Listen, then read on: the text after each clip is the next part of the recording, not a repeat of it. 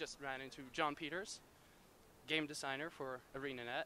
We all know him because he's our favorite ArenaNet employee. We have a few questions about PvP. We hope you can answer them. Sure. First up, are there any additional structured PvP modes aside from Conquest? Can you list some secondary objectives on other maps aside from the trebuchets and the dragon? Okay, so right now there's only one mode, Conquest.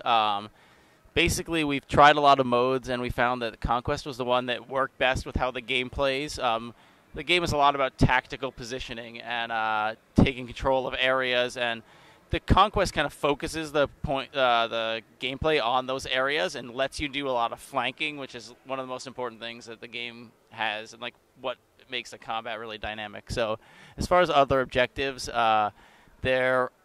there are other things you can do, but we don't know exactly what they're going to be yet because those are the two maps that we've kind of taken the furthest along, and we feel like they're comfortable to talk about. So, as far as other objectives, yes, there will be other stuff, and it's intended that they should be very, very different than trebuchets because that's one of the things that we lose by having the single Conquest game type is that there is this good continuity of players seeing the same thing all the time, but there's a problem of, are they all going to feel the same? And so we're going to use those secondary objectives to really like push the limit of how different we can make these games feel so that we get some variation there. With the automated tournaments, the PvP system will mostly handle itself. Will there be any form of elo ladder or competitive rankings for structured PvP? And will these ratings determine matchups for automated tournaments? So I think for the general automated tournaments, it's just going to be on a first-come, first-served basis because it kind of lets us use those tournaments as a place to let players build points towards entering in the bigger tournaments. You kind of have these points that you gain by fighting in the smaller tournaments that like qualifier points, I guess we call them, so that you can get into the qualify for the bigger tournaments. So in that sense, no, I don't think we'll use the elo stuff to match up the bigger tournaments. Which means yes, there will be this data, and it will probably be kind of I'm not sure how we're going to display it yet, but I think we are going to track it, and we're going to try and show players, some info about themselves and the teams they've played on. I just can't say for certain how we're going to do it yet. I hope it's going to show in the iPhone app or the mobile app. That'd be awesome. A key element of esports are the rewards to justify dedicating hundreds of hours to a video game. Are you or will you be actively seeking out sponsorship or third-party support for player-created tournaments with prizes? So yeah, I think in the article today I said that we're going to try and have player-run tournaments. There's definitely, it's a really strong thing to have, and we do want to have that kind of stuff, but it just depends a lot on, what we think is going to show well and make the game better for every player. So, can't answer it too much, I guess, but yeah. Another key element of esports is the ability to view a match and immediately understand what is going on. Even if you are unfamiliar with the game, Guild Wars 2 has done that very well with its detailed skill effects.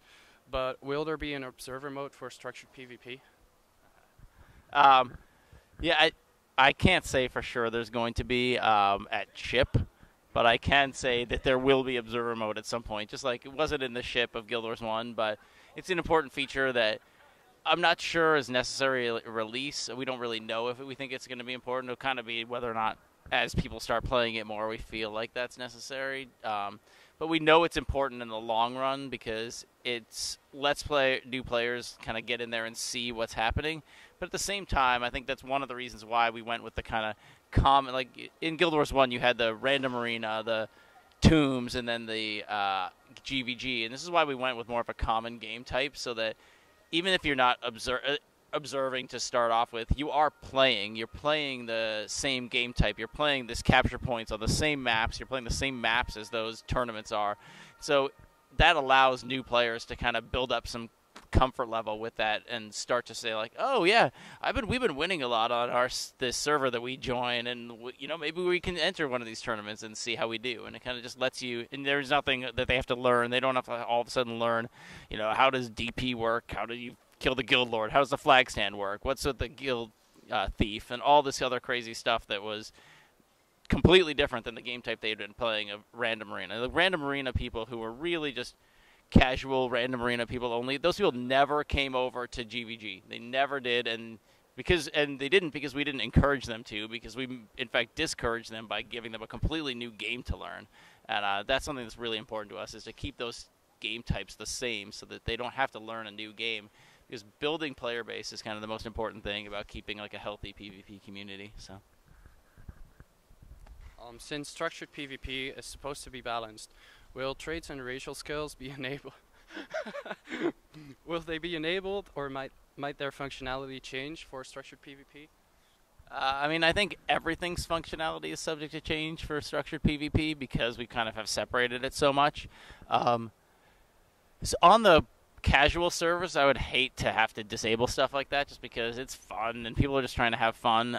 In the tournaments, I think it's more likely that stuff like that might happen. But even then, I think it depends on whether or not it's causing problems. I know traits won't be, because I know we haven't talked a lot about what's going to happen with traits and how they're going to change, but the point of the trait system, and especially the new version of it, is to really customize your character and make, like, that's actually a little bit more where the builds happen. I mean, I know there's a lot of choice, and you know, we like to be worried. We're actually a lot of worried about the choice stuff all the time, even though if you really think about it, there's a ton of choice just in weapon selection and skill selection as it is, and item selection. But we want to make sure that, you know, Guild Wars 1 players don't feel like we've taken away that build making. And if we take away traits in PvP, like, it will definitely, especially what we've been talking about recently, it's just going to make it feel like you don't have that ability to say, like, this is, you know, I'm going to be like the sword warrior and this is why, because I'm going to attack and bleed all the time, and this is like the thing I'm going to do. And like, the traits are going to take the skill system and just basically take it to another level and like bring up a, you know, kind of focus your efforts on, if you're focusing on something, like, you'll let the traits like help you do that. And so I think it's important to let people do that in PvP, because it's one of the main things that makes PvP interesting, but also makes it Guild Wars PvP and not some other game that doesn't let you customize as much, right? I mean, that's one of the things that brought the GW1 PvPers there, was that there was all that customization. So I don't think it can go away.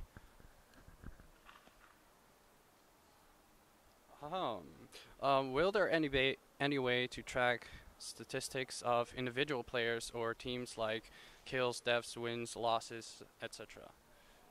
Yeah, absolutely. I mean, statistics are probably the most important thing, I think, at least to me. I'm a very, very hardcore PvP player, or at least I was when I had more time to do stuff, when I wasn't just working on Guild Wars 2. So I think like statistics are kind of one of the most important things. You see that in a lot of other shooters and every other game that is very highly competitive, that RTSs that are highly competitive. It's really important to, like, just as a player, to be able to go look and be like, what's my win-loss record? How many have I won? How many have I lost? How many kills do I get? How many kills do I get with a sword? How good am I with this weapon? You know, just being able to track that stuff, not just as a player, but also, you know, as a team. Let's say you form a team and you're always the same people. Like, hey, how do we do as a team? Like, what's our record as a team? So, yeah, I think I know we are tracking that stuff, and I think it's more a matter of maintaining the display for it and not maintaining the tracking of it, because it's important to us to track that stuff for other reasons anyway, like which skills are overused, which are imbalanced. So we're tracking everything in the game already,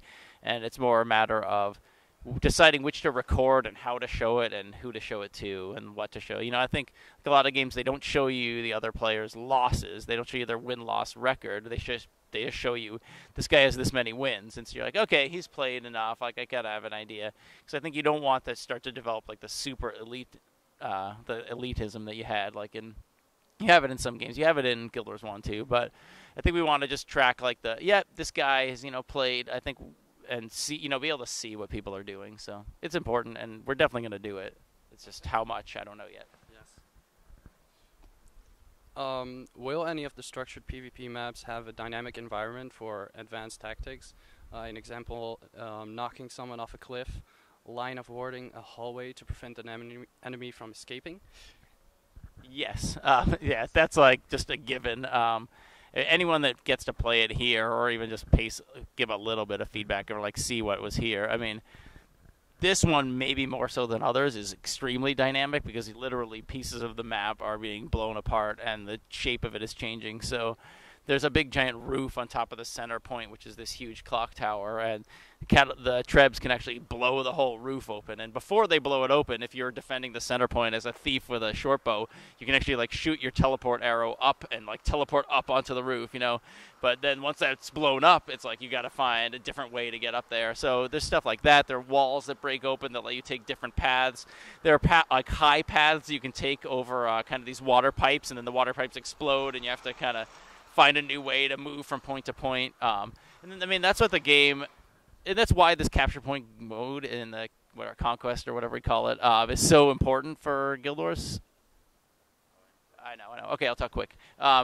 Because there's a lot of like positioning and movement, and so it's really important to take advantage of that. You know, we have these skills like Savage Leap and Ride the Lightning, and like being able to like get across the map and do interesting things with those is like one of the most important things to the game. So That sounds cool. Let me check. What kind of in-game rewards will there be available to PvP players? Are they limited to only those who win the monthlies and the yearlies, or will there be rewards for structured PvP players? okay, yeah, I mean, there's definitely going to be rewards from. Basically, we're going to allow you to, build up, unlock new weapon skins for just like playing in PvP, to also just building up like title tracks and statistics. Like those are things that we consider PvP rewards, because if you're PvPing, like we don't want to reward you with like gameplay, because we want you to give you all the gameplay, because that's what's fun about the game, is having all those choices, not like having to unlock them and be burnt out unlocking them by the time you've actually unlocked everything and not want to play it anymore. So Yes. Last question is, what was the inspiration for Conquest? Why abandon such a successful format as GVG? What do you hope to accomplish with Conquest? all right, I'm going to controversially say that I'm not so sure GVG is all that successful. It's fun for the people who play GVG, but there are a lot of people who play Guild Wars and a lot of people who even play PvP in Guild Wars that don't get into GVG because it's maybe a little too complex and a little too hardcore. Not saying that there isn't a ton of strategy in Conquest, but it focuses battles on locations, but also forces splits by making people split. It kind of creates a very like diverse set of things where you're getting different kinds of dynamic fights, which is one of the things that's important to Guild Wars 2. You get these 2v3s, and it's like, okay, what skills do I use in a 2v3? What's important here? Okay, now it's a 1v1. I'm like, oh, I need to back up because that guy's a Ellie who's like a scepter focus, which is really good in 1v1 fights, and I need to decide, knowing when to back off of fights, take points, hold points. There's just a lot of tactics. And we're going to play the Boon Control guys tomorrow at noon, and been warming up against them a little bit, and just being able to try like different tactics. We had a game where we basically threw an engineer full with turrets at one point, and then had 4 guys zerging the rest of the map. Then the next time we throw 3 guys in the middle, 1 guy on the treb and a roamer, and then we throw a guy on the treb and 2 teams of 2 that roam, and you kind of set up all these different tactics, which forces like makes the other team react, forces all these different kinds of tactics, and it makes the game. This game type basically generated the most exciting games for us playing at the studio, when we realized that it's simple to understand, yet it still has a ton of tactics. It's really observable because you can just look at it quickly and say, oh, the score is 400 to 420. This is a close game, but the team with 400 has 2 of the points, so they're catching up. It's really easy to just look. Like any other basic sports, soccer or other sports like that, you kind of just get this very simple basic system that people can start to understand right away, and then the depth is something that you explore later. So. Okay, well, thank you. Yes, it's starting to rain. It smells like thunder. We've actually, yeah, it smells like thunder. We've actually played PvP, and it's certainly living up to its expectations, at least for me. I'm not a PvPer, but I actually liked it more than the PvE demo. It was just much more direct, and it's awesome. Yes. So thank you again, and that wraps it up. Let's go inside before